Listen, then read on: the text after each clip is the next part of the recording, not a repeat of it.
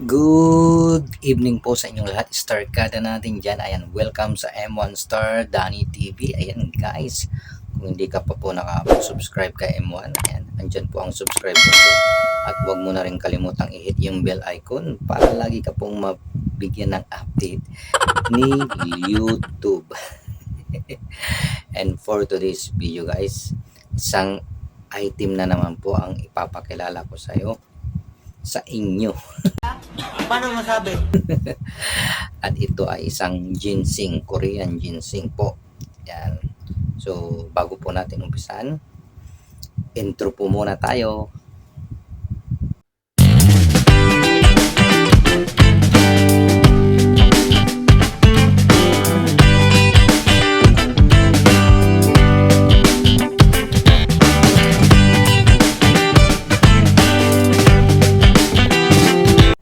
Ayan, Star Kada. Ayan, nagbabalik si M1 Star TV para na naman sa isang unboxing na niregalo po ng ating kaibigan, kumpare, at kababata, at pinsan si Makoy. Ito po ang Korean ginseng. So, hindi ko po maintindihan kung ano to, no? So, bubuksan na lang po natin kung ano to. At siyempre, titesting din natin kung ano ang lasa ng laman ng ginseng. Hindi totoo yan. Sabi niya kasi, Korean ginseng. Ayan po, guys. So, sa mga nakakaalam po dyan kung anong ibig sabihin niyan o ito, mangyaring mag-comment po sa comment section para malaman ko po kung ano ang ibig sabihin nito. And sa mga nakakaalam po ng salitang Korean. At yun, meron din po siyang nakasulat dito. Ewan ko kung mabasa ninyo. So mahaba din yan. So hindi ko po mababasa sa inyo. Basta ang nakalagay ito. Yan. Made in Korea. Ayan, made in Korea. Tama ba? Ayan. Mabasa ba? At nakalagay dito, ginseng says ginseng. Ayan. Ginseng slice.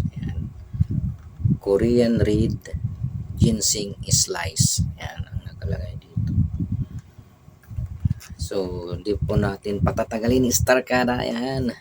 Without further ado, ito na. Bubuksan ko na ang ginseng na ito. Kala mo kaha ng sigarilyo, no? Parang kaha kasi ng sigarilyo, guys. Diba? Itong meaning na to. Ano kaya itong nakasulat dito, guys? Sa mga nakakaalam po. Yan. Baliktad ba? O ganito. Yan, para maintindihan nyo. Yan. Mag-comment lang po kayo sa comment section. Yan. So ito na, wag ko nang patagalin. Buksan ko na kung ano lang naman. Legit ba ito? Kala mo sigarilyo. Ayan. O, ganito pala siya, Star Kada. Yan. Korea. Oh my God! Wow! Yan, ginseng. Alam niyo ba ang ginseng ay pampalakas? Oo. Isa itong pampalakas para buhay na buhay ang ating dugo. Yan. Kaya sa mga kalalakihan na gustong maging buhay na buhay ang dugo, lalo yung dugo ng ating junjun, pwede po kayong uminom nito bago po kayo tumabi sa inyong misis. Wag po sa kabit, ha. Sama yan. Ayan. So ito na po yung Korean ginseng.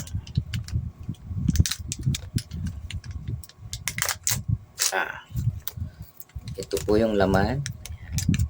Hindi totoo yan. Kala mo sampalok. Kala mo sampalok, no? Parang sampalok. Ay, malaglag. Okay.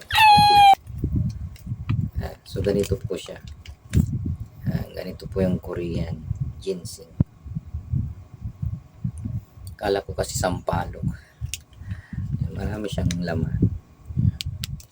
So meron akong inihandang ano dito.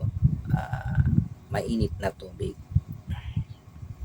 At ilagay ko ito. Yan. Patagalin muna natin. Babad muna natin siya. Tapos haluin po natin. Then saka po natin inumin. Tapos malalaman natin kung ano yung epekto nitong ginseng na to. Korean ginseng. So alam na natin kung ano yung benepisyo nito, no? Pampalakas, pampabuhay dugo.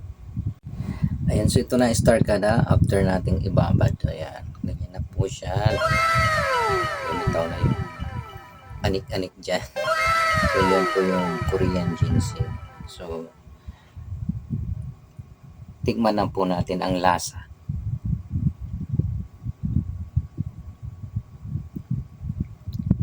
Oh my God!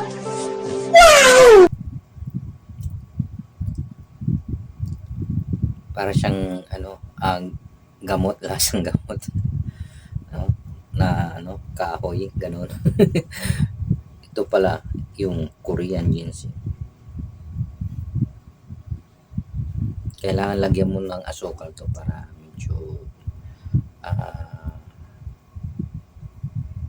hindi mo siya masyadong malasaan yung lasang gamot. So ang tip ko ay lagyan ng konting asukal. Pero itong ginseng na to ay siyempre panlaban po natin to. Pampalakas ng dugo. Pampalakas ng dugo ni Junjun.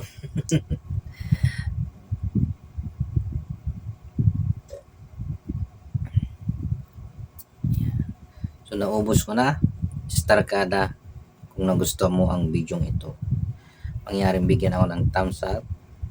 At huwag mo na rin kalimutang i-hit yung bell icon na. Ayan, mag-subscribe ka na dyan para lagi ka pong mabigyan ng update ni YouTube. Ayan. At like and share po. Ayan, para mas marami pong makapanood sa video ito. Salamat po and God bless all. Keep on smiling and keep on shining. Korean ginseng. Ayan.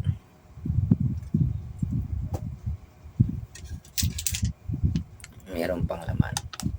Marami din ang laman niya, guys. Red Korean slice ginseng. Bye-bye.